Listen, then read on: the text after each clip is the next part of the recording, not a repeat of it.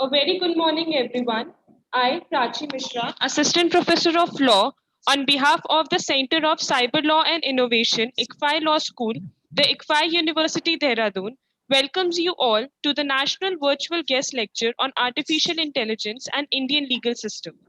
The entire guest lecture will be of 1 hour, including the question answer session. At the end of the session, there will be a feedback form which shall be posted in the chat box. Kindly fill the same for receiving the certificates. It is requested from the participants to kindly keep their mics mute and be ready for an intellectual and enlightening session. Now, before starting with the workshop, on behalf of the organizing team, I would like to express our virtual gratitude to our learned speaker, our Vice Chancellor Sir, Registrar Sir, Dean Sir and Monica Ma'am for gracing us with their presence.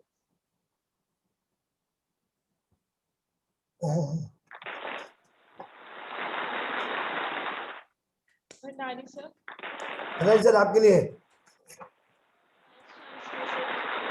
Registrar sir thank you madam very kind of you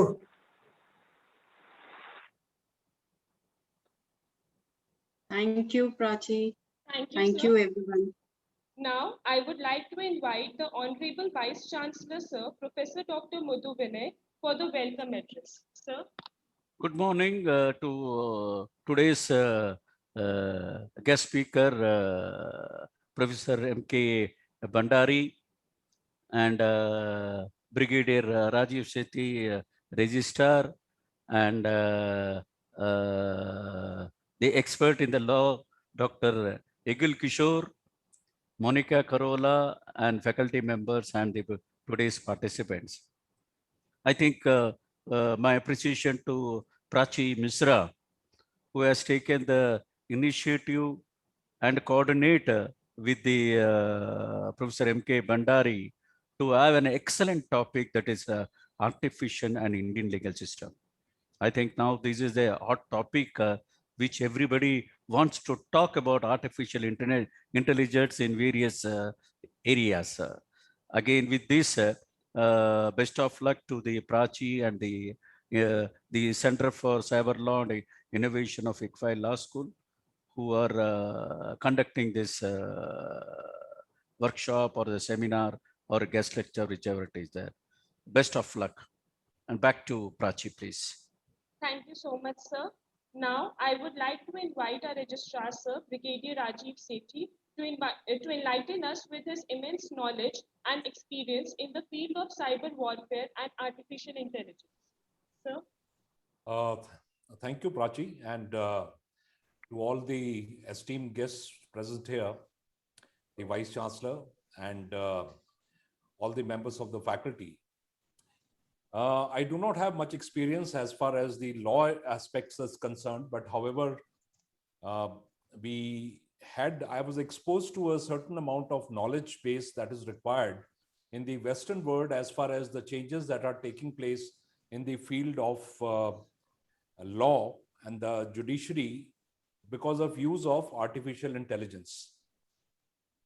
To those who are not very much exposed to what exactly is the artificial intelligence and which way does it help in making decisions, I would just like to take about a minute and generally give you an idea that the artificial intelligence is nothing but basically utilization of the big data. Big data is all the information that is available at number of places, which has to be compiled together to juice it out and to come out with a certain amount of knowledge which is required for coming out with a decision. In case of law, with a large amount of cases, with a large amount of decisions, etc., this possibly is going to be one of the biggest advantages to somebody who's in a position to utilize the potential of artificial intelligence to reach a particular decision. In fact, in some of the Western countries, and in specific, I can say, when I was in Vienna, I was given to understand that literally all the decisions and now instead of lawyers, it's possibly going to be something called law assistants who are going to be coming out with the complete details of the case, and the cases are going to be all decided based on the presentation that they are able to put, and all decisions which have been taken in the previous history are going to be available.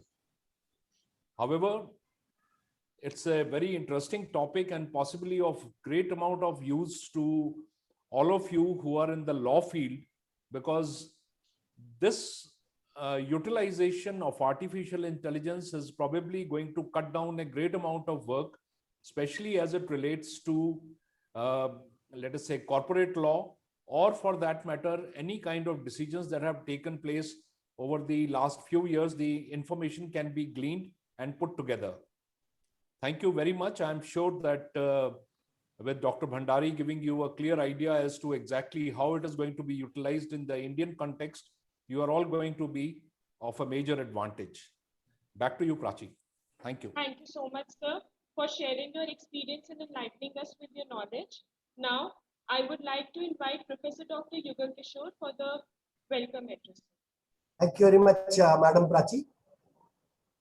Respected Vice Chancellor Sahab, Professor Dr. Buddhu Vinay ji, Registrar Sir, Brigadier Rajiv Sethi ji, and the very senior and expert speaker of the day, senior professor and expert speaker of the day, Professor Dr. M.K. Bhandari Sahab, academicians and professionals pan-India, including my faculty from ICFI University. Ladies and gentlemen, my dear student friends, ICFI Center for Cyber Law and Innovation of ICFI Law School, ICFI University, Dehradun, is organizing a special guest lecture on a very important topic, artificial intelligence and Indian legal system. So on behalf of the center, as well as on my own behalf, wholeheartedly welcome all the dignitaries and students present here. Further, I am highly grateful and indebted to the expert speaker of the day, Professor Dr. M.K. Bhandari Sahab, who has been very kind to accept our invitation of a special guest lecture on the topic of artificial intelligence and Indian legal system. We all know that Professor Bhandari Sahab is an extremely busy person in his academic pursuits and is having a center of his own. And therefore, I am really very much grateful that Sir has spared his valuable time to grace us with his wisdom on artificial intelligence. I will be speaking something about the university and the law college and the law school here. In fact, this university was established in the year 2003 by a great educationist and institution builder, Mr. Yashasvi of Hyderabad. And from that time, university has developed very fast. It is having 4 law schools at present. It's going to increase shortly. That is, one is the ICFI Law School. The other is the ICFI Business School. Third is ICFI Tech School. And the fourth is the ICFI Education School. In fact, right from the beginning, ICFI University has tried its level best to inculcate and impart quality education in the professional education field. And therefore, it has earned many great rankings. So I will be speaking about a few of rankings. That is, that is World University with Industrial Application, which we call as URI. URI 2021 has ranked ICFI University with the 36th rank, whereas the Time Higher Education World Impact Ranking has ranked it in the world at 45th position. IIRF, that is Indian Institutional Ranking Framework, has ranked the ICFI University as 13th university in the premier universities of India. Apart from that, our ICFI Law School has also been ranked well. So IIRF, that is the same one, has ranked law school, ICFI Law School at the 13th rank in throughout the India. CSR GHRDC survey has ranked ICFI Law School the best law school in Uttarakhand and the 5th law school among the law schools of super excellence in government and private institutions in India. Likewise, we have been ranked by many other institutions, but I do not want to bore you by this. We want to hear our expert. So, but I would like to say only one thing, that ICFI Law School in the last 1 year has developed 9 centers of excellence in law and has organized more than 60 programs and events under university corporate liability to educate the mass on legal matters. One of them is today. So today is a 61, which we are going to organize. And on this occasion, I, with folded hand, wholeheartedly welcome our Honorable Speaker Sahab, Professor M.K. Bhandari. And then I also welcome the Vice Chancellor, Registrar to this particular special guest lecture. I will be failing in my duty if I do not welcome and thank Monica Kharola Madam and Madam Prachi, who has been instrumental and have taken pain to establish, to organize this particular event. With this, I again welcome all the academicians, professionals, and my esteemed faculty and the student friends. With this, I go back to Ms. Prachi for the program. Thank you so much, sir. Madam Prachi. Thank you so much, sir. Now I invite Mrs. Monica Kharola, the academic coordinator of the ICFI Law School, Dehradun, to introduce our honorable speaker of the day. Ma'am. Thank you, Prachi. And it's my honor to introduce to all the guests and people who have joined this lecture, to introduce to you the speaker of the day, Professor M.K. Bhandari. Professor Bhandari has more than 43 years of teaching, research, and mentoring and administration of institutions of higher education, and has been playing a key role in the establishment of institutions of higher education.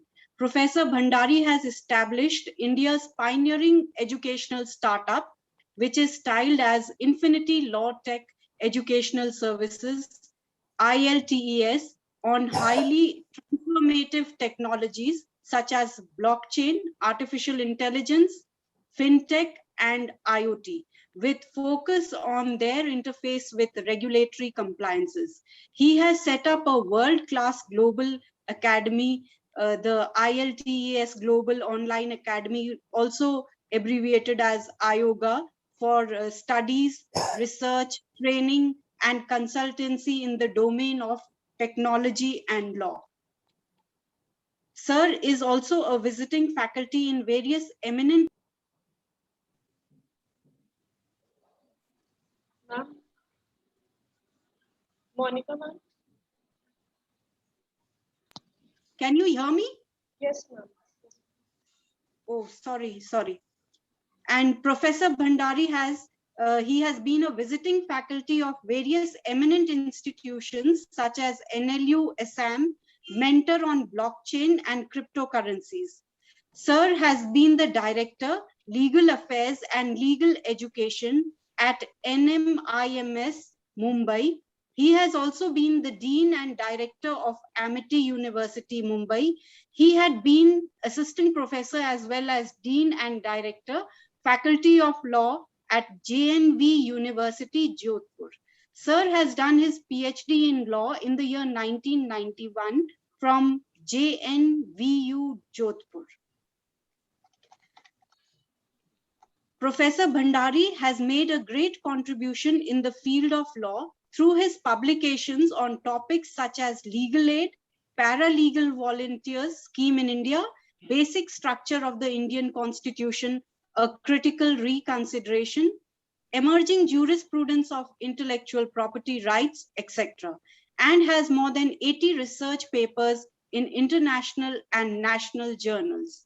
Sir has an active participation in the presentation of papers in national and international conferences and organizations, and he has also organized many national seminars, moot courts, symposium, and workshops. We are highly indebted to Professor Bhandari for being a part of the ICFI Law School and especially the Center of Cyber Law and Cyber Security, and agreeing to come to this platform for making people more aware of the nuances of artificial intelligence and how it impacts the law.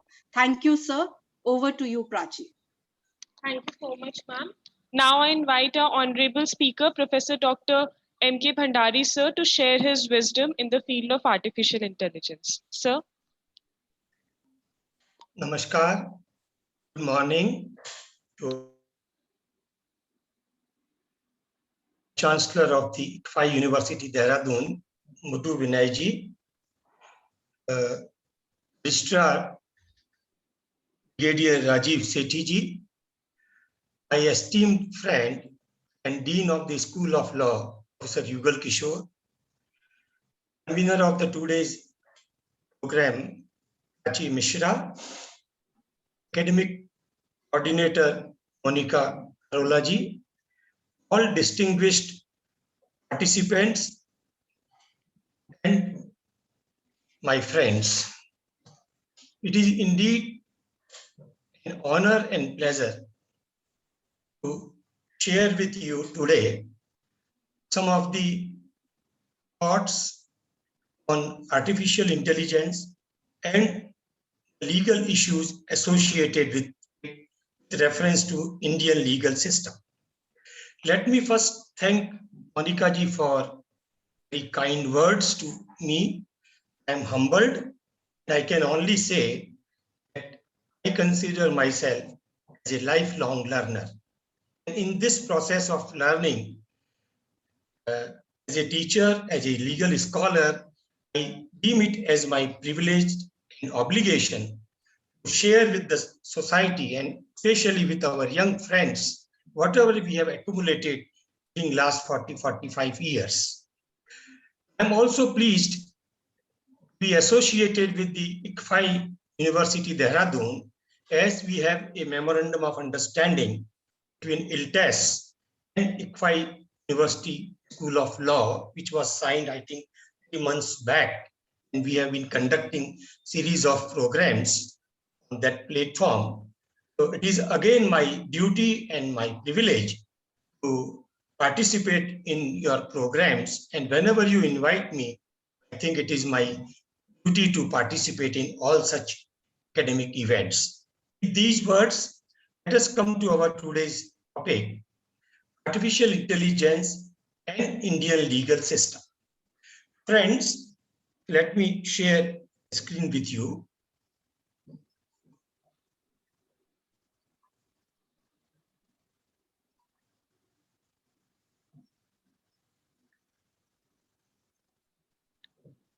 Is my screen visible to all of you? Yes, sir. Fine.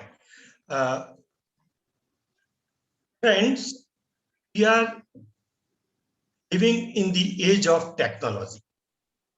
And whether we like it or not, technology, especially the transformational technologies, are making great inroads in our life. Not slowly, but very actively, very aggressively. Now, when we are dominated by the technology, and technology at times has come to our rescue also.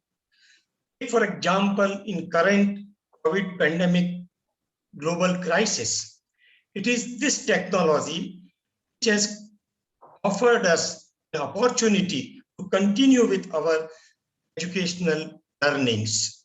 It is because of this IT and ITES that we are today continuing with our all academic programs, including examinations and classes and examinations. So the major thing is that technology, whether it is a boon or bane, whether we can take advantage of these technologies, we need two things. One is our proper understanding of the technology, proper application of the technology. Another thing, effective and timely regulatory framework. Because any human activity, I believe, which conduct the human relations, which conduct the business, which conduct the human activities as a whole, must be properly regulated. And when we talk of regulated, then there are two methods of regulating. One is imposed method, that is the legislation or the law enacted by the sovereign body, as we call in jurisprudence or Stein theory, imperative theory of law. The law is a command of sovereign. That is one way of regulating. And another way of regulating is self-regulation. That is what we call morality or ethics, code of conduct, which we evolve as per the need, and accordingly we bind ourselves that we shall not deviate from that code of conduct. Today, I'm going to discuss with you first the artificial intelligence, what it is. Brigadier Sethi has rightly set the tone by briefly explaining what the artificial intelligence is and how it can be used for business or for other purposes. Now, let me start. Our today's theme is artificial intelligence and Indian legal system. In this, I'm going to discuss these issues because unless we understand what is AI and what are the global developments, we may not be able to look for correct approach toward the legislative and regulatory ecosystem. So I'm going to briefly share with you what is AI, what are the global developments, focus areas for AI interventions, major challenges of AI adoption, ethics, privacy and security, and need for regulatory framework. But at the outset, let me clarify that when we talk of technology and its legal regulations, like legal regulations always come later. Technology comes first. We watch the way in which technology is being adopted, what are the issues, what are the major glitches, and accordingly, the society or the policy maker, they respond and they try to frame out or figure out the regulatory responses. So it is always, the regulation is always a slow process. We should not have a misconception that the moment technology comes, there should be the regulation. No, it won't happen anytime. The technology is evolved, its applications are evolved, challenges are faced, and accordingly, the regulatory responses follow. So let me first see what is artificial intelligence. See, the artificial intelligence has its birth way back in 1956. John McCarthy, who is considered as one of the pioneer in artificial intelligence or founder. According to the definition of McCarthy, it is the science and engineering of making intelligent machines, especially intelligent computer programs. So what we do, we inject or we make our computer system, our machines intelligent in the sense that they can also perform the role as the normal human beings perform with their intelligence, that is natural intelligence. Here, when we inject the intelligence into the machine with the help of data and data algorithms, we call it as an artificial intelligence. It is ability of computer or a robot controlled by a computer to do tasks that are usually done by human because they require human intelligence and discernment.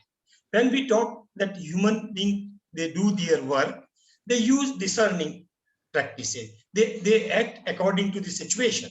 They use discretionary power. If we inject or if we load computers with those powers, then we call it as an artificial intelligence. Again, the artificial intelligence also works in the area of speech recognition, decision making, visual perception, and translation of languages, conversational machines like chatbots, and many other applications I will come for. We can further classify artificial intelligence into three levels of the AI. That is, first is narrow and weak, next is general and strong, and third is super intelligence. As of now, we have reached to the second stage, that is general and strong.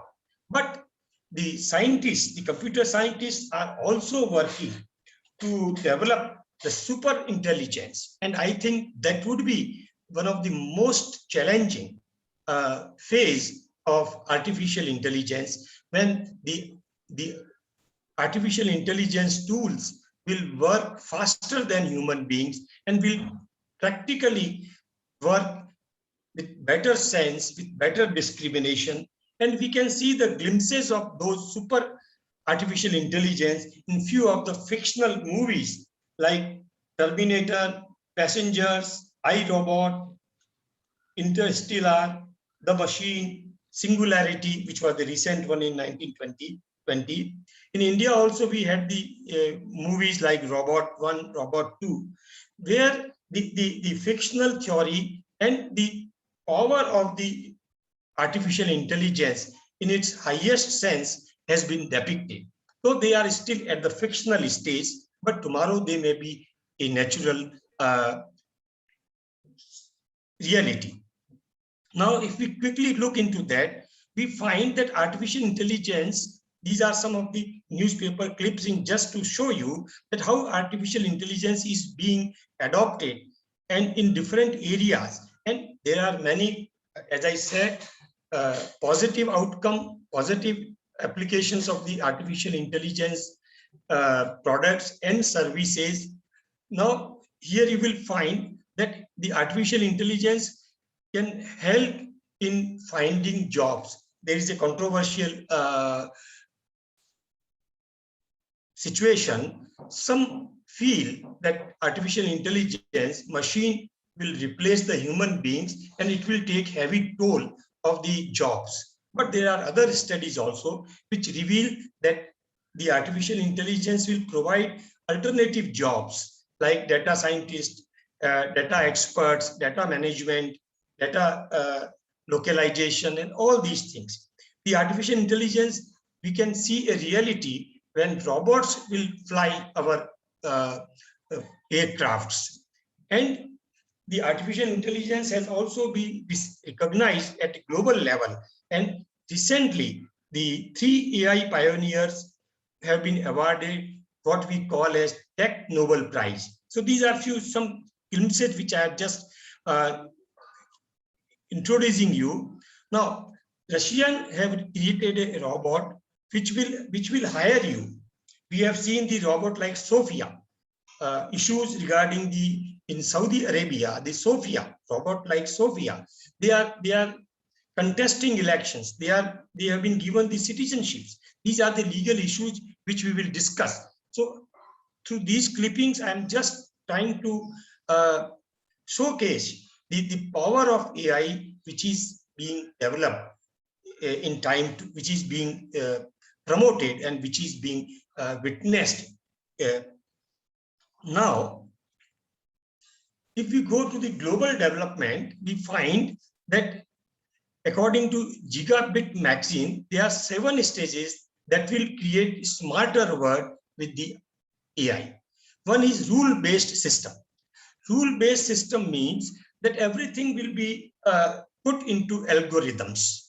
The algorithms will be designed based on the data mining, what we call machine learning. On the basis of that, everything will be pre-decided, preset, and the rule-based system will function automatically. There will be no human intervention, and it will be all governed by pre-fixed algorithms. Now, how those algorithms will behave and what will be the legal consequences of those algorithms that we are going to see.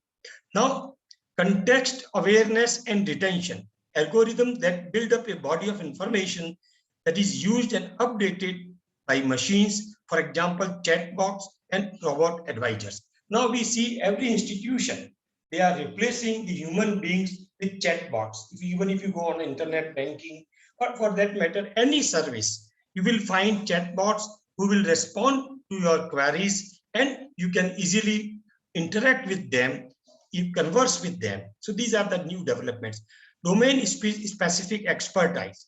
The machines that can develop expertise in a special field. I'm going to discuss with you how the legal profession, how the education, research, justice delivery system, business practices, the global supply, healthcare. These are few areas specifically. The medicine, the management or administration of the dosage, drugs, all these areas, they will be controlled by artificial intelligence, and human intervention will be minimal. Early diagnostic tools, all these are being developed in specific sector, specific areas.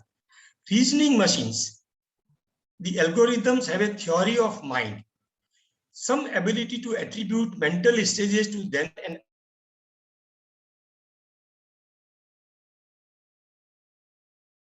if you feed certain data, based on that analysis of data, it will predict the outcome. And in business practices, in e-commerce, like the e-commerce giants like Amazon, Alibaba, Flipkart, and many other global giants, they use AI-based tools to decipher the consumer behavior, to decide about the markets and the future market demands and supply. Self-aware system. These are the goals of this working AI field, to create, develop system with human-like intelligence. Now, there we are also marching toward that the robots, they will also understand your emotions. They will also work with you, not like just a machine, but like a natural human being. And that is where we find the super intelligence that takes us to the stage of super intelligence, when the algorithms are capable of outperforming the smartest of human in every single domain. They will perform more precisely, more accurately, more speedily than the normal human beings can perform. So these are the gradual phases of global developments which we are witnessing. Singularity and transcendence, a developmental path enabled by artificial intelligence, super intelligence, that could lead to a massive expansion of human capability, where one day we might be sufficiently augmented and enhanced. Such humans could connect their brains to each other and to a future successor of current internet. These are the highest stages which we could perceive. And as I said, these are some of the movies which I have just named. They have shown how the AI-based products, robots, and other machines can go. Now here I would take you to 4 major areas of AI intervention. I'll focus on certain specific because of time constraint, and we are going to focus on legal aspect and ethical aspect. 4 major areas, as I have already mentioned, is healthcare. Now, application of AI in healthcare has a tremendous scope. The AI can have early detection of the disease. AI can also help in micromanagement of the administration of drug. And AI can also help in faster delivery or faster supply chain of healthcare products. So basically, currently when we are facing a great pandemic, scientists are working on how the healthcare system can be revamped, how fast we can meet the healthcare challenges with the support of AI-based services, AI-based products. As I said, personalized treatment. Every person, now when we have a kind of infection or any particular, say for example, heart-related problem or BP-related problem, there are certain standard medicines which are prescribed by the doctor. But here we find that with the help of AI, a chip can be inserted in a body of individual, and based on the individual, because every human being has a specific set of responses to the drug, and according to the need of even individual person, not the general medical treatment, but specific medical treatment can be provided. Similarly, in agriculture sector, I have also mentioned that based on the demand of the land, how much fertilizer will be needed, what are the forecasting, weather forecasting, and other, with the help of artificial intelligence, how much crop the farmers are likely to get with this kind of things, all these things. Smart mobility, including transport and logistics. Because today, what is very important is that how fast we can, if we want to scale up our business or industries or production, we have to ensure the smart mobility. The government is expanding the connectivity. So the transport, logistics, now drones are being used for supply of vaccines to the remote areas. These drones are monitored or programmed according to AI-based algorithms. So there are many other ways. Driverless cars, as we see, which have become a reality. Tesla has already done experiments and test drivings, and soon these are coming. There are some legal issues also, which I will examine later on. But all these areas where we find the AI intervention is very much prevalent, is very much there. In retail marketing, as I said, the customer requirement, the customer's experience, the customer's response, the personalized products, all these are the areas where AI can inventory management, supply chain, as I have already said, they can be in retail marketing. AI is going to play a major role, and the Amazon and other these giants, they are using AI. Manufacturing, as I said, there are certain tasks which are hazardous, which are very dangerous. Now the robots can perform those tasks. The robots are already performing in the healthcare sector the precision surgeries, treatments, not only the medicinal treatments, but surgical interventions. So all these things in manufacturing areas also, the robots are performing difficult tasks with more accuracy with more precision and more speed. So I will not go into the detail. Energy is again a very important area. Now we need a clean energy. Today, the use of fossil fuel has become a major concern for climate change. So in clean energy, again, the AI-enabled storage of energy, supply of energy, intelligent grid system, smart meters, they can improve reliability and affordability, photovoltaic energy. All these are the alternative resources of energy which can be explored and which can be provided using AI. Smart cities, as we are listening every day, the current government declared several cities to be smart cities. Now we have smartphones, we have smart homes, smart cities, where the several functions are performed by Internet of Things, IoT, like your air conditioner will start automatically when you start from your office, and by the time when you reach home, you will find your room cool. Similarly, the locks, doors are automatically closed and automatically opened simply by using your fingerprint impressions. Now we find in COVID times, the airport checking system, security system has all been AI driven, where the face recognition, the speech recognition, all these things are already deployed to avoid human contact to the minimum level. Education and skilling, yes, again, this is a major area where we find now AI-based research, AI-based teaching tools, AI-based assessment tools are very much becoming popular, and in foreign countries like USA, UK, European states, these tools are being used very frequently.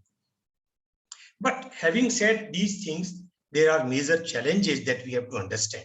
And only if we understand the challenges, then we can possibly suggest that what changes or what how those challenges can be met, and what proper regulatory system should be in place. Now, one of the major challenge is lack of data ecosystem. First of all, as Professor Brigadier Sethi rightly said, it is basically a data-driven technology, where data are shaped into specific algorithms which are self-propelling depending upon the commands which are used therein. So first thing is, it is a data-driven technology, and data, as we call, is a new oil.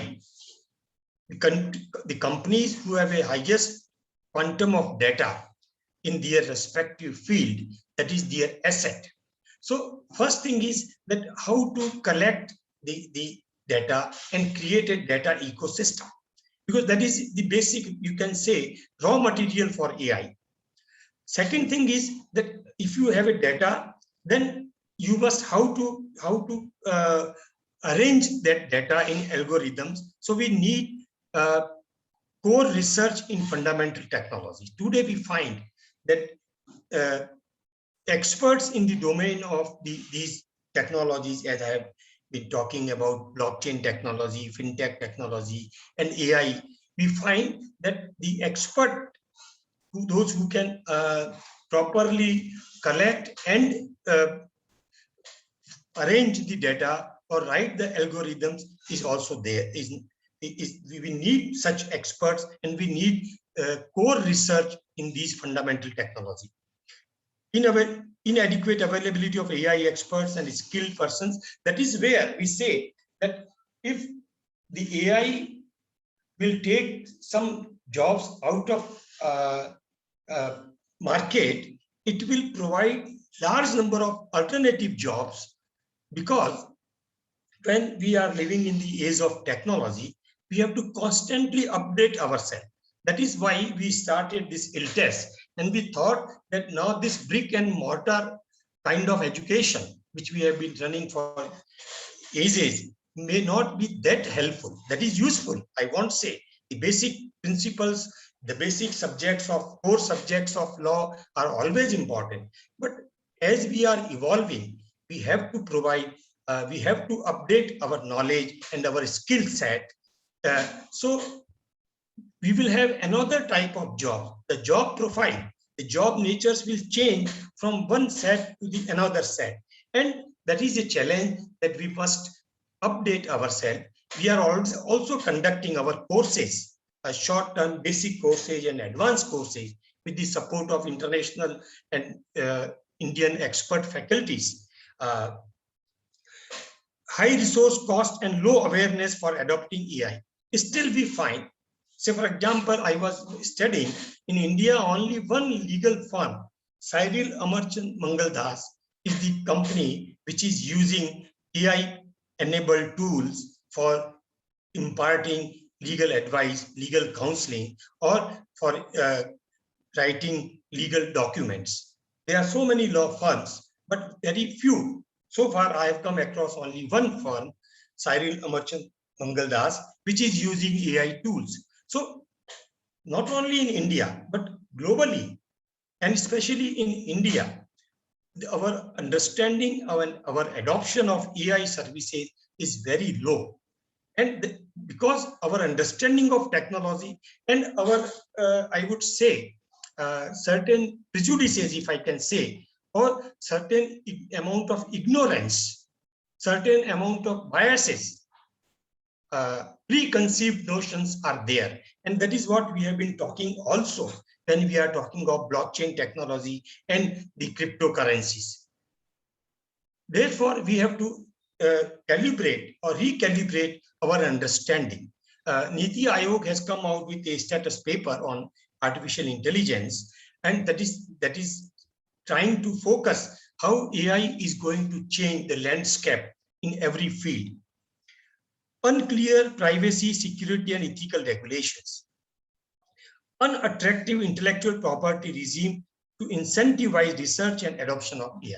These are the two important issues which we are going to discuss now for next 15-20 minutes.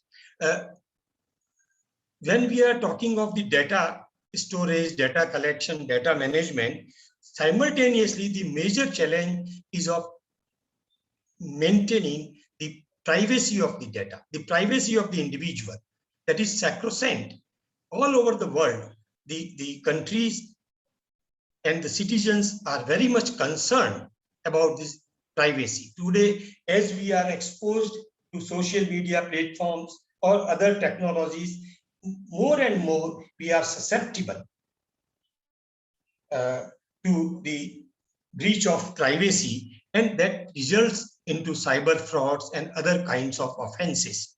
Therefore, we have to understand how we can have an effective data privacy system, cyber security system.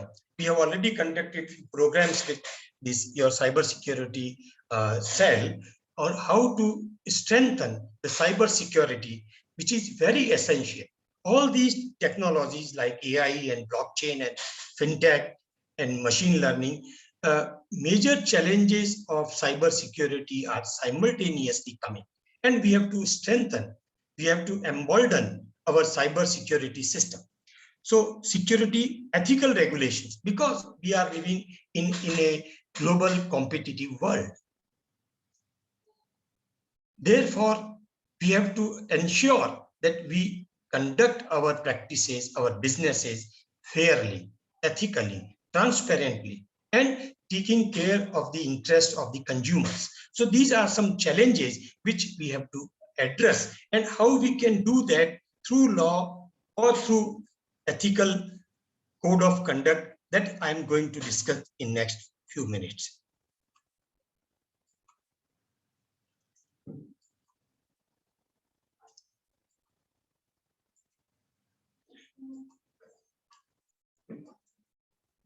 Now, let me briefly share with you the future projections, how AI is going to impact in time to come.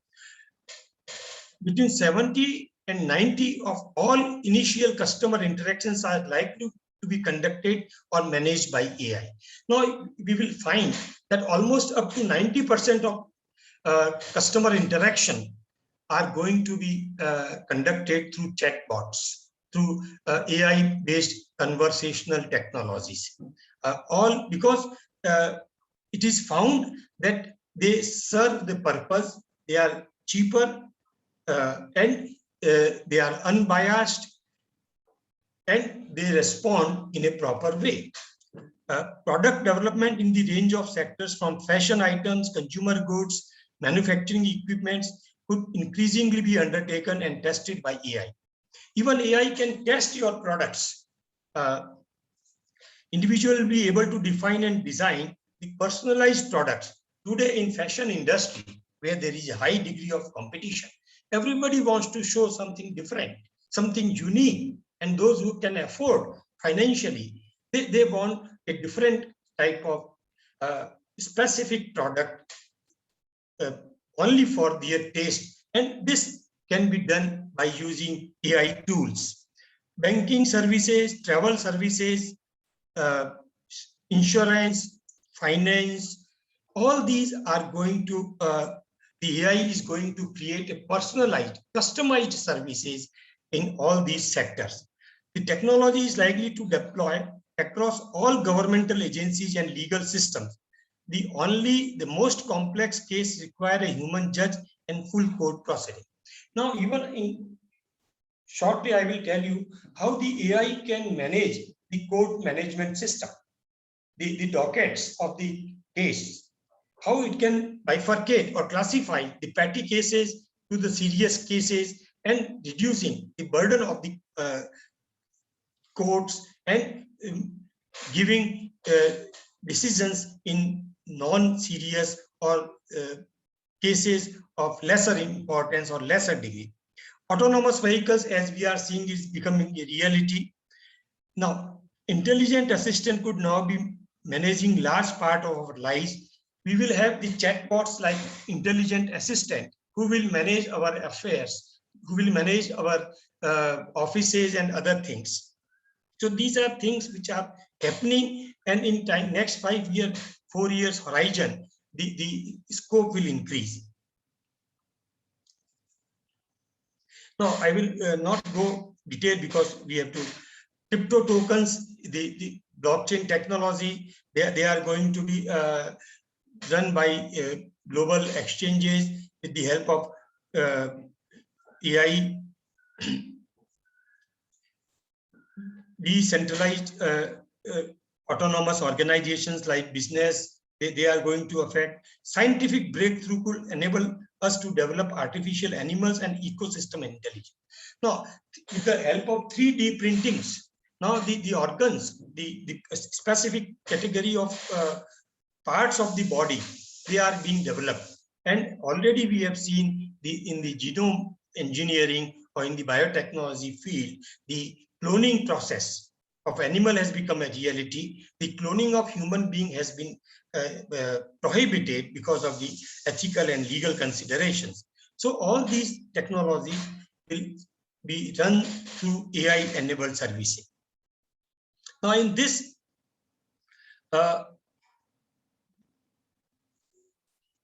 information graphic, I have tried to show that how competitive and ethical AI economy is going to develop, create a governmental framework, that is the necessity, make AI accountable, whatever AI services we take, who will owe the responsibility for that, build trust through transparency. You have to adopt ethical standards and create trust, and empower your workforce, that is training and research. These are the requirements to create an ethical AI economy and make the AI accountable to the aspirations of the customers. Now, here I have just projected with the help of this infographic that how the revenue is going to be impacted. You will find that by the year from 2016 to 2025, how the economy will get boost in terms of revenue and investment which are related with AI services, and how it has been progressing. And 32% of the software information are going to be run by AI tools. So these are the statistics which simply tell us how AI is going to dominate the global market and global scenario in next 5 to 10 years horizon. Now, coming to the basic issues, the MIT, Massachusetts Institute of Technology, USA, one of the professor of physics, he has written a book, Life 2.0, Max Tegmark. I am also in contact with him through our LinkedIn exchanges. We respond to each other's work and share the information. He, and along with other scientists, has come out with Asilomar AI principles, which deal with the research, ethics and value and long-term issues. Now here, how the research funding, recently the MIT has dedicated a $1 billion fund to conduct AI research in the field of AI, advanced AI, and world over, the countries are creating more funds. In India also, though we are slow, so we don't have that kind of rigorous AI research, but the government has finally recognized, the NITI Aayog has realized that the future of AI and blockchain need to be explored. In ethics and values, safety, transparency, responsibility, human values, liberty and privacy, these are the major concerns. AI and arms race. Recently, we have seen that India witnessed in Jammu and Srinagar a possible drone attack. So it was averted, and it could, but there was from our neighboring country the drone attack. The autonomous vehicles like drones, they are now being used for warfare-like activities. So there we have to be sensitized. As I said, one of the major issue is privacy. We have to set up the effective data protection legal framework. When we talk of data protection legal framework, we find that in the European Union, the European General Data Protection Regulation, GDPR, which was introduced in 2018, can be considered as one of the model AI data protection law. Not only for AI, but generally, it is we can say a model data protection law. In USA also, there is a patchwork of federal and state legislations. In India, we have a personal data protection bill, which is already in the debate, but still we have to enact it into the law. And the major principles of data protection law should be informed consent, technology agnosticism, data controller, accountability, data minimization, holistic applications, deterrent principles and structures enforcement. All these things are basic principles for any data protection law. And I have learned during my course of this research that recently in Europe, the GDPR has made a provision. Am I audible? Am I audible? Yes, sir, you're clearly audible. Yes, sir. Okay. Are you getting with the presentation? Yes, Yes, sir. Okay. Okay. So I think in next 10 minutes I'll try to sum up, right? Okay. So in data protection law, European GDPR, now they have made a provision that they are trying to create an impact assessment of data abuses, data breaches. And they have made a provision, penal provision, that any company, any organization, if it is found guilty of data protection law violation, of breach of data protection law, 6% of their global revenue, 6% of their global revenue will be the amount which will be imposed as fine on them. So they have fixed a limit of the amount which the companies or the institutions who are found guilty of data breach, data violation, have to meet with, have to bear the debt. So I think that is one of the major issue, that we need a proper data protection, private data protection law, effective data protection law, wherein the privacy of data, the sanctity of the data which is collected is maintained, and the data is used only for the purpose for which the consent has been given. You will find when you download and when you sign up any mobile app or any site, they take your consent, and they promise that they will not reveal that data to any other company. That is a requirement. Another important aspect is security. Recently, as we have seen, the drone attack, and there are many proliferation of, in this graph I have shown, the world over, the armed drones are being used. So recently we have already faced it, and world over, and especially when you have a very hostile neighbors like China and Pakistan, for India it becomes a grave concern, and we have to draw. Recently the government has come out with a draft drone policy, because currently the drones are being used in number of activities. Even in photography, the drones are used. For supply of delivery of goods, the drones are used. So it is time that we have a proper policy in frame, so that we can regulate the use of drones. Now, another important thing which has come up is discrimination. We have human rights, right to equality in Constitution of India and in all other constitutions of the world. Equality is the core fundamental right. What we find in AI-based applications, that there are sometimes, not always, sometimes discrimination. And those discriminations are found in writing the algorithms. So, and certain biased approach is reflected.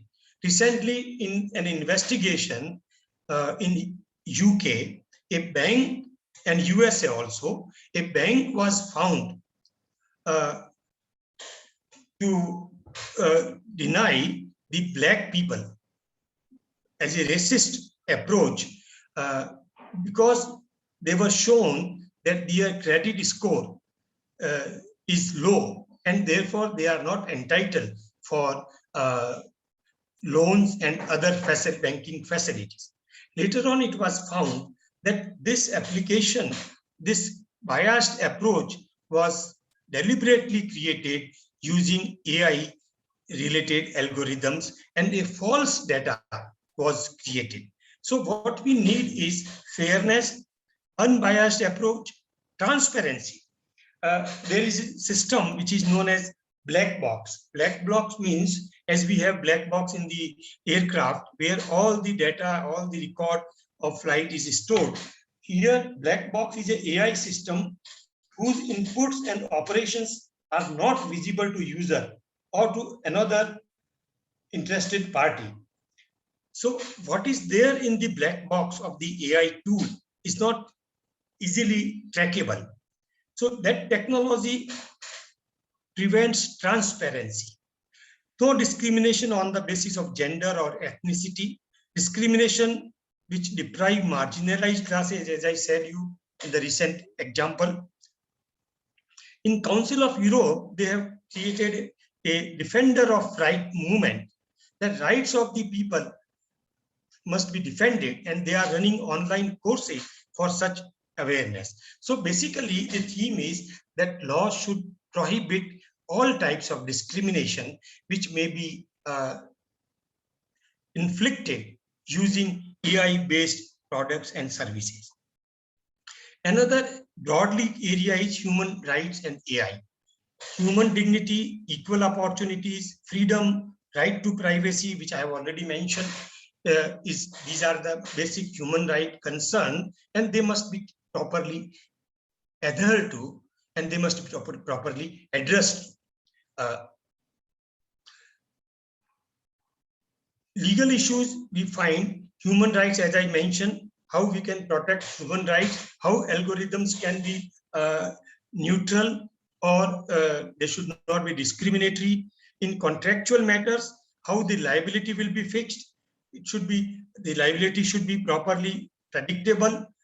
Data privacy, again, intellectual property.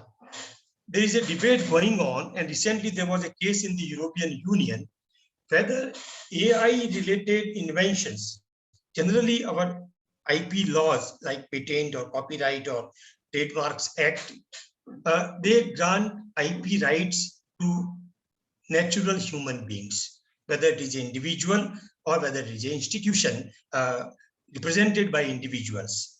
So if you are doing a research in the university, you and your university can both jointly get the patent. So you, as a creator of the intellectual property for new invention, and the university which has supported you in the research, you can get invention.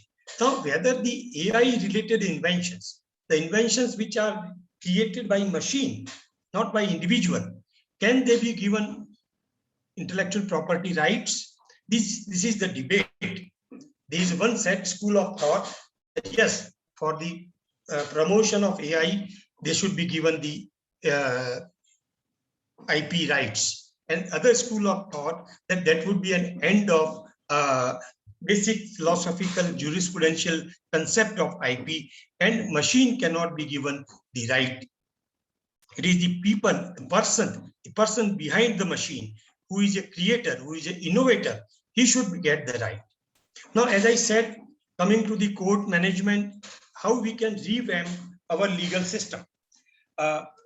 We can find that there are a number of, if we talk of the legal profession or legal services, the IBM has developed a AI-based product, AI Rose, which can provide customized services, which can provide customized advice, draw the documents, and number of other things.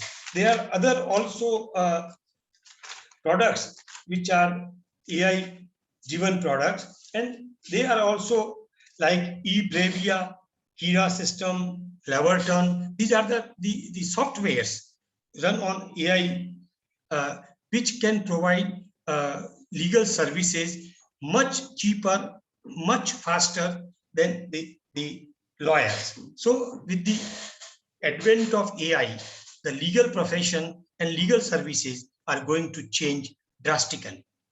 Then justice delivery system. As I said, there is a big challenge. In India specifically, our justice delivery system is very slow.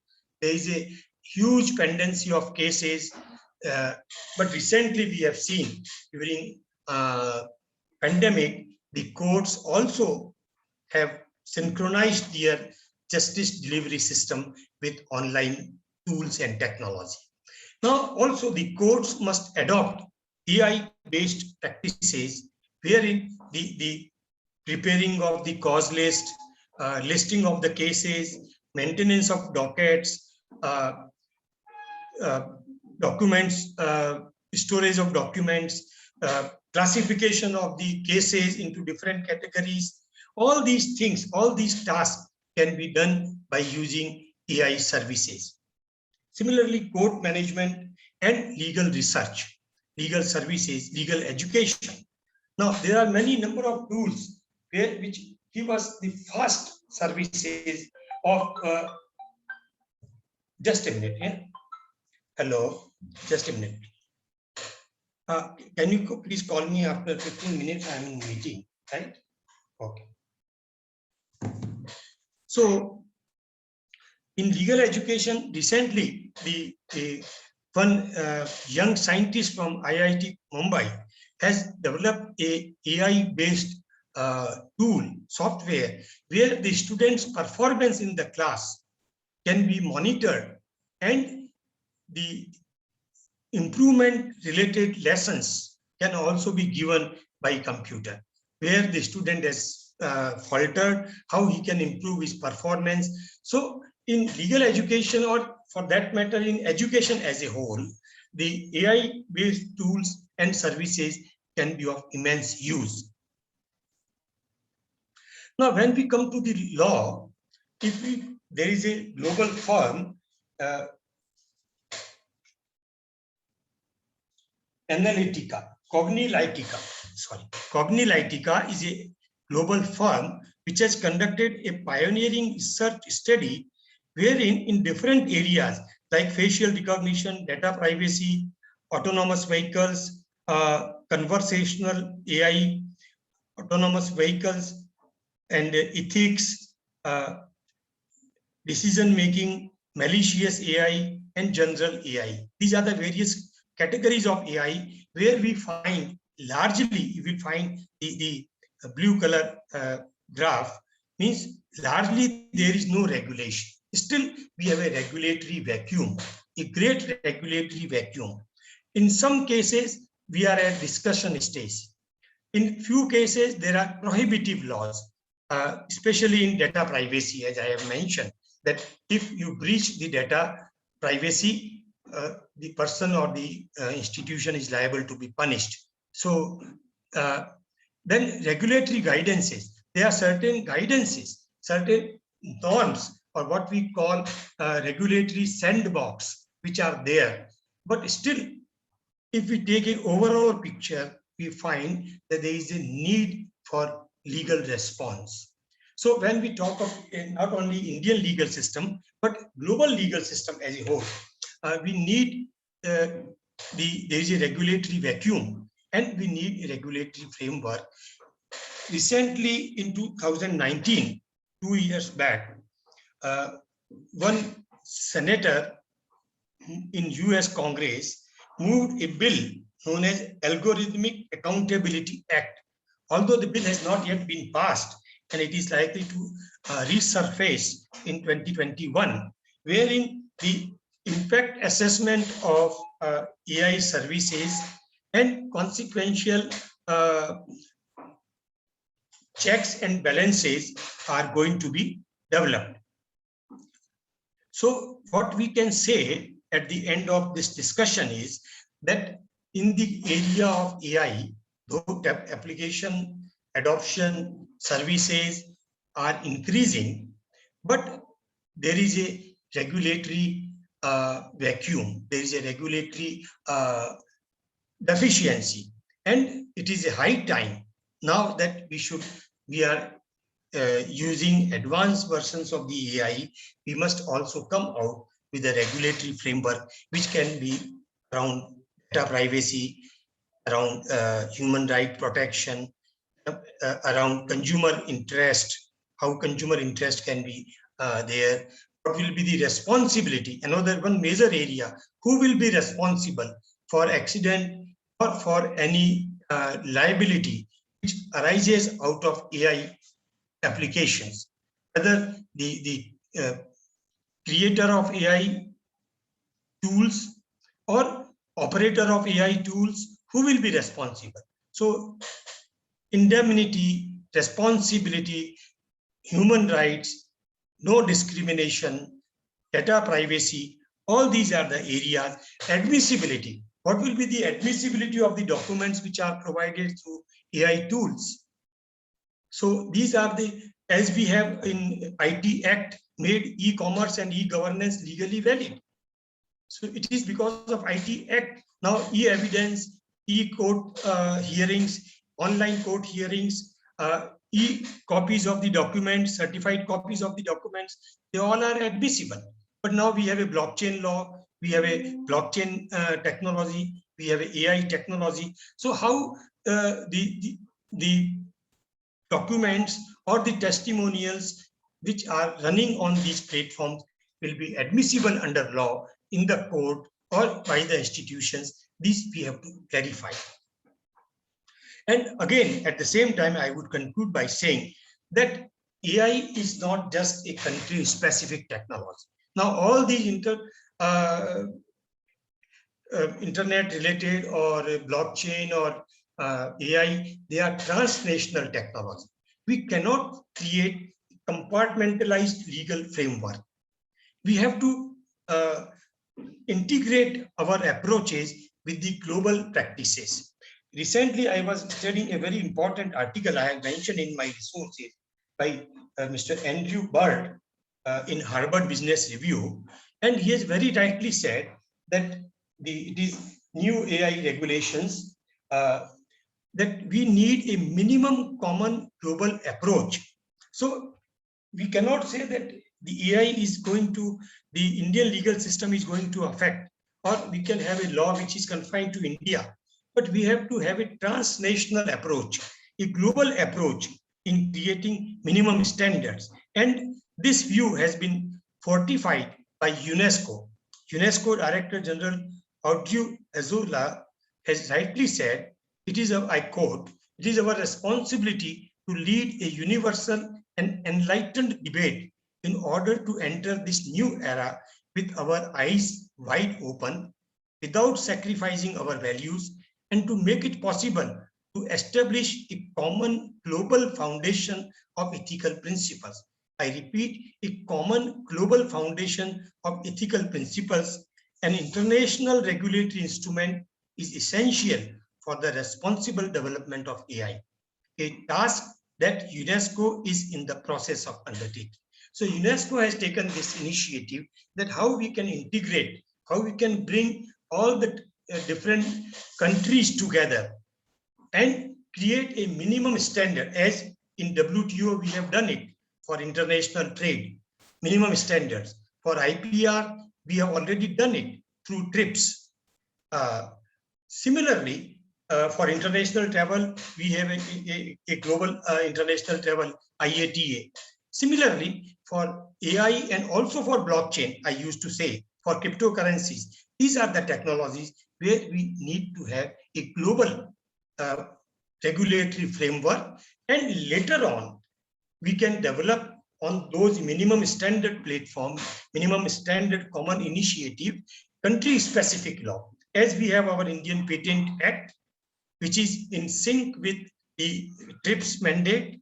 We have our Indian Copyright Act, which is again in sync with the TRIPS mandate. So similarly, I would conclude by saying that we need to have a global jurisprudence of AI, and then we can have country-specific laws to meet the requirement of specific country, like India. These are a few references which I have given from where I have derived all these resource material. And finally, I have tried to sum up in the time frame of around 1 hour, whatever I could sum up in limited time framework.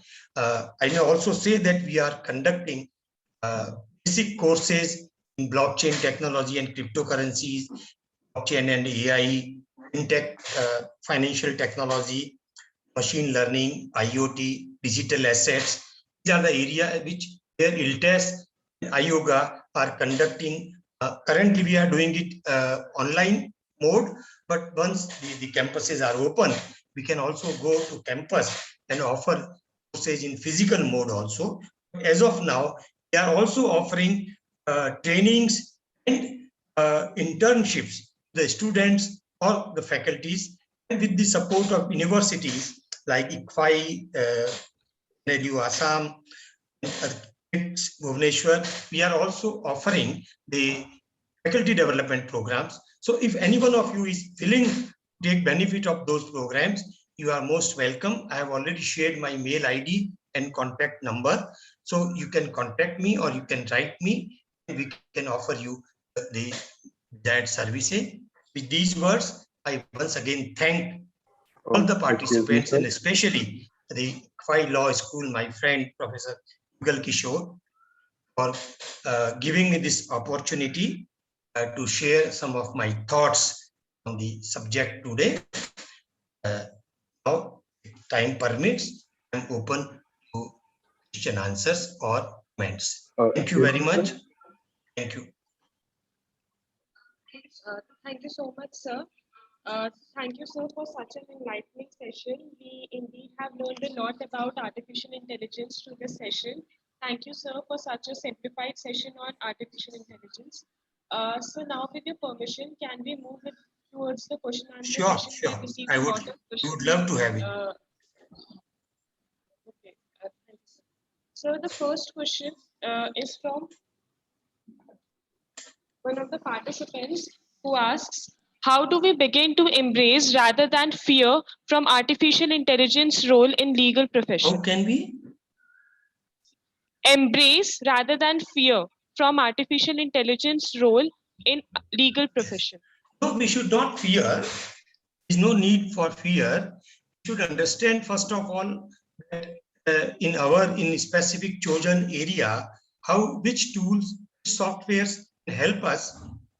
You can go for that and make use of that. Suppose you are giving counseling or advising, you are writing documents, or you are providing legal draftsman service, whatever area where you are doing, then there are specific softwares.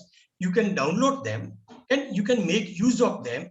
The quality of your work will be faster, will be accurate, will be better, and you can very well embrace it, but you did not to fear of it. Thank you, sir. So the next question is, what happens if there is a certain act or omission done by automated software? Will it be held liable? Yes, that's a very important question.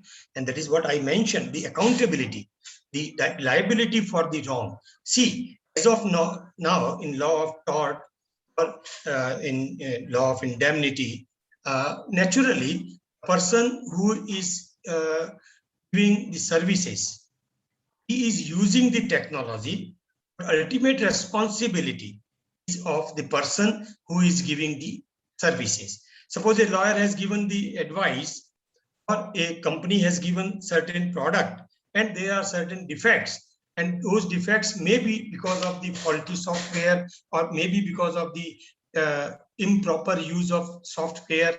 Then the liability is that of the person who is giving the service or the product.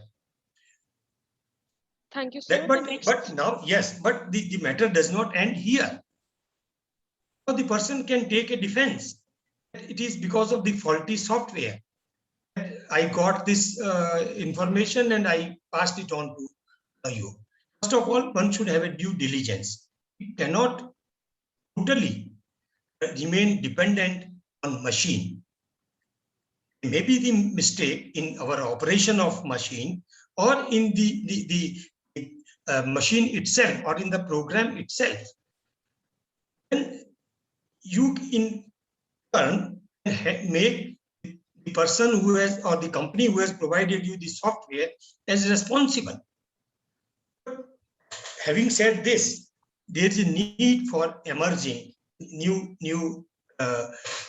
trends, or there is a need for evolving a new kind of liability jurisprudence into consideration these machine developments. Thank you, sir. The next question is from Mr. Saurabh Siddharth. Cryptocurrencies and artificial intelligence are deeply interrelated. We have seen advent of same in India. How to ensure verifiability and accountability through artificial intelligence? We can. How to ensure verifiability and accountability through artificial intelligence? It is a big question that we have to still develop. How we can develop? Should we have a law, dedicated law? I am of the opinion that, like Information Technology Act, we have made several things very clear. It deals with the e-governance, validates the e-governance, it validates e-commerce, it makes provision for cyber-related crimes and punishments. Similarly, I am of the opinion that we need a dedicated law for blockchain and for AI, because you cannot put some one or two provisions in Evidence Act or in Penal Code or in contract law, law of contract, or say, for example, a company law, we have to have a dedicated law where we have to define what is AI in legally, in terms of law, how the AI, what are the applications of AI which are used, and what can be the possible application. That can be, law will not be static, it will be changing, it will be modifying.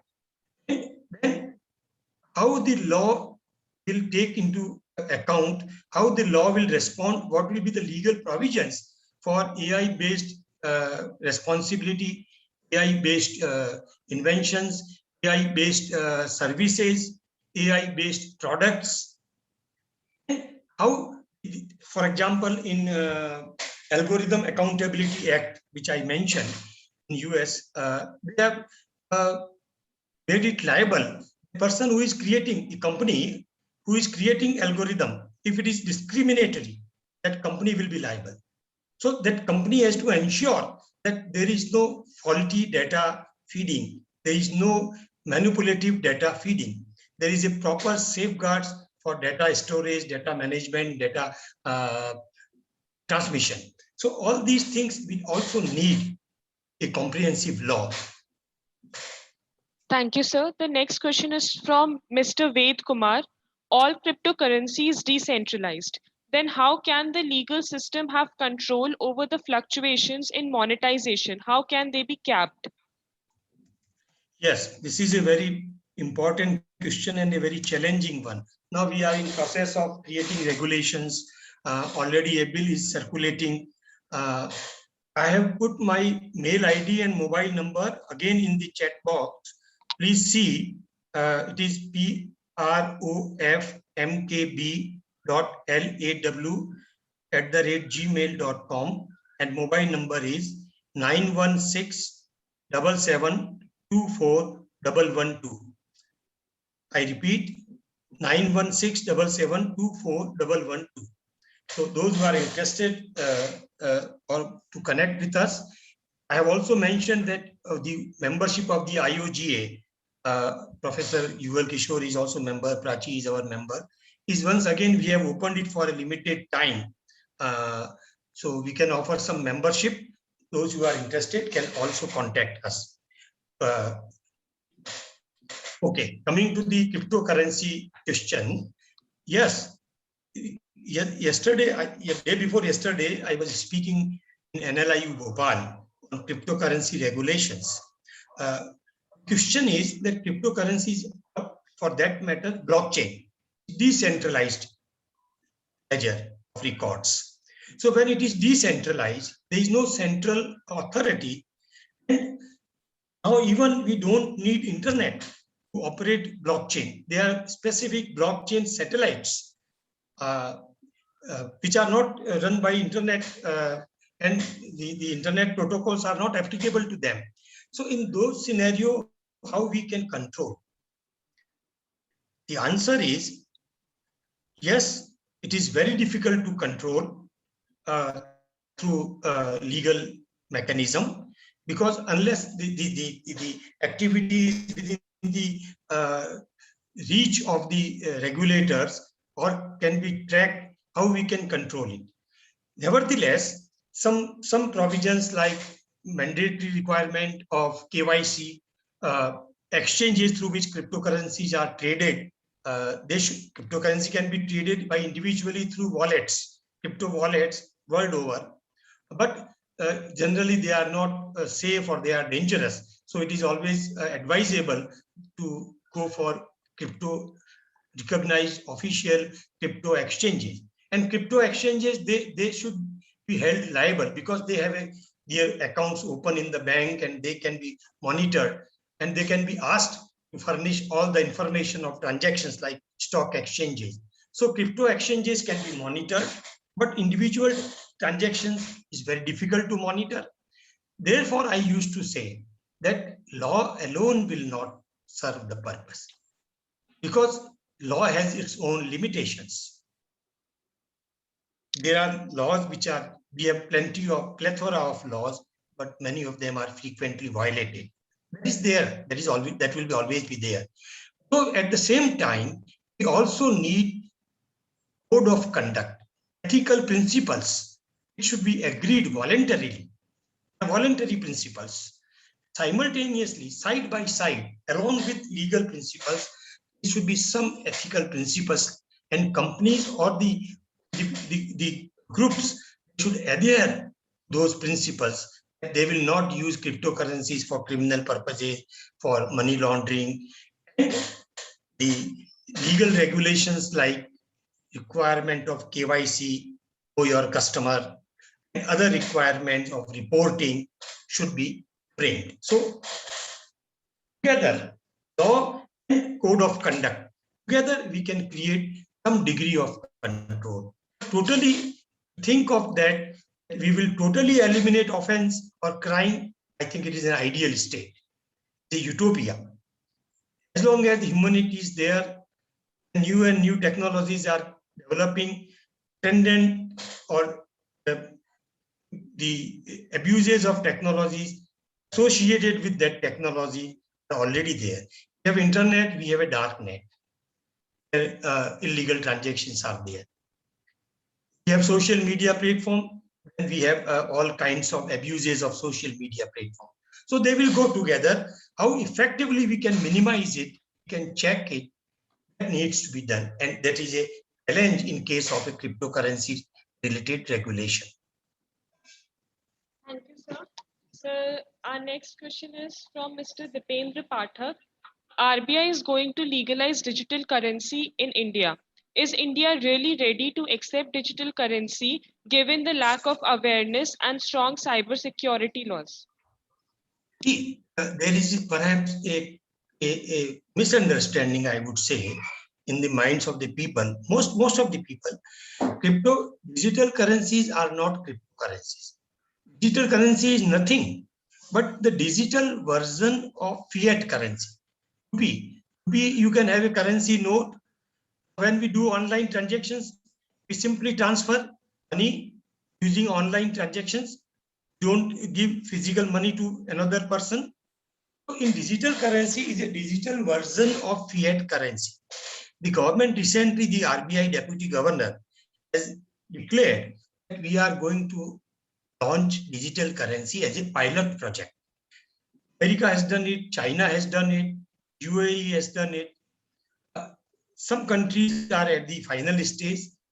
So how the people will react to it, how they will adopt, it is nothing. Suppose I have 1 lakh rupees in my account.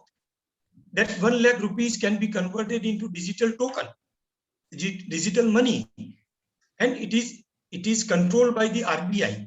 Digital currency is not a cryptocurrency because cryptocurrency is decentralized, not controlled by anybody and not guaranteed by anybody. But here digital currency is guaranteed and controlled by the federal institution, monetary institution, which is RBI in our case. So whether this new form of currency, that is digital currency, how it will respond, how people will respond, time will tell. I think people will love it because it will be faster transactions. Then printing cost of currency is printed in a very highly secured paper, and many other things, storage and everything. But yes, we have to embolden, as I said, for cyber security. Cyber security threats are increasing. Recently, we have Pegasus and all other type of spywares or ransomwares or darknet. Countries have to, and especially the country like India, which is vulnerable to cyber security, we have to, and you are working, and we have been conducting programs that in India we have to strengthen as in when we are going to adopt these technologies like blockchain, cryptocurrencies, digital currency, AI, we have to embolden our cyber security ecosystem.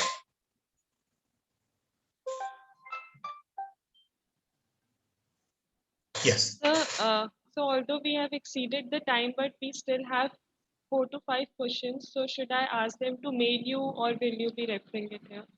I think I have to attend another meeting there is a call is coming again and again. So yes, I would love to respond. They can share me in mail the brief question, short question, and in day or two, maybe possibly by tomorrow, I will respond to them. As of now, I would seek an apology that I may not be able to stay here for long. I'm happy, really, that my lecture could evoke reactions and responses that indicates that all our friends are very much keen in learning and in knowing about these new areas of technology. Thank you so much, sir, for patiently answering the queries of the participants. Now, I would like to invite Mrs. Monica Kharola, the Academic Coordinator of ICFI Law School, for the vote of thanks. Thank you, Prachi. Am I audible? Yes, ma'am. Can I just So make a it's short my intervention? privilege and honor to thank. Yes, sir. Yes, sir. It's my honor to thank you for helping in all events and for making this very informative. Have clearly shown that what is the interest of the people who have joined this. We look forward to having you again, and I, on behalf of ICFI Law School, ICFI University, Dehradun, thank you for being here and enlightening us on this important topic. Thank you, sir. Thank you very much. Thank you very much, Monica ji, and thanks to all the staff and colleagues of the ICFI Law School, and especially thanks to all participants who have patiently and who have very actively participated in these deliberations. I would like to record, I'm seeing one of my student at IMS Unison University, Mr. Noor Sahaba. He has joined from Srinagar and he is topper of the LLM in EMS when I was dean there. So I'm happy to see him. And I would also urge all the participants, please associate with IOGA and also take advantage of our various programs which we are conducting in the domain of technology and law. Thank you very much. Namaskar. Thank you so much, sir.